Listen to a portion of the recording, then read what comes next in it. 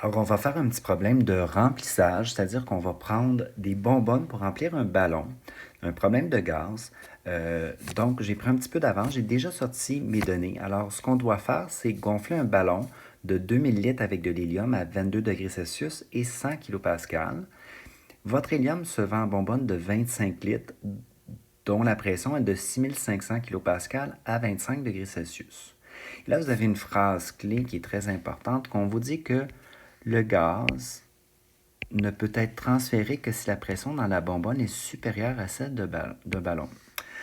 Donc, dans le fond, votre pression dans la bonbonne est supérieure à celle de ballon. Elle est donc, votre bonbonne, le gaz peut sortir parce qu'il y a suffisamment de force. Plus on va remplir des ballons, dans le fond, on a des particules qui vont sortir pour remplir notre ballon. Et à un moment donné, la pression donc, va baisser et la pression de votre bonbonne va finir par atteindre la même pression que le ballon. Quand votre bonbonne est rendue à 100 kPa, puisqu'elle a la même pression que le ballon, là, le gaz n'est plus capable de sortir. Donc, on a un certain nombre de molécules qui vont rester dans la bonbonne qu'on ne pourra pas faire sortir. Il est donc impossible de vider une bonbonne totalement. Ce qui fait que la pression utilisable pour la bonbonne, ce n'est pas 6500, mais il faut enlever un 100 kPa qui doit rester dans la bonbonne. Donc, ça va être 6400 kPa. Maintenant, ce qu'on voit, c'est que j'ai P, V et T pour la bonbonne, également pour le ballon. Donc, je suis capable de déterminer le nombre de moles pour la bonbonne et pour le ballon. Donc, ma formule générale des gaz, PV égale nRT, me permet d'isoler le nombre de moles. Alors, je vais prendre pour ma bonbonne 6500 kPa fois mon volume de 25 litres. Encore une fois, le R, important de mettre toutes nos unités afin de s'assurer qu'on n'a pas un conflit d'unités.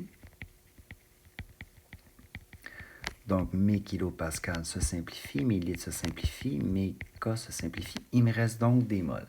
Mon nombre de moles pour une bonbonne, c'est de 64,6, etc.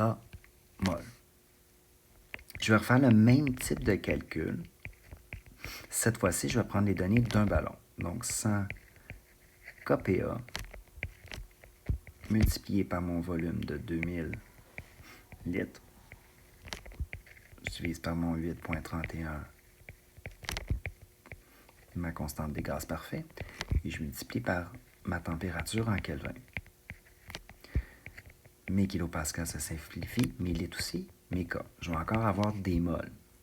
Donc, je me retrouve avec 81,5, etc.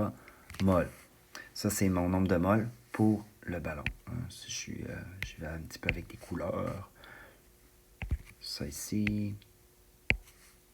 Ça. Et là, on pourrait le voir par proportion. C'est-à-dire que, dans le fond, ce que j'ai besoin, c'est que mon nombre de moles, 81,5. Si je garde toute la pression, ça, c'est mon nombre de moles. Dans le fond, ça me demanderait combien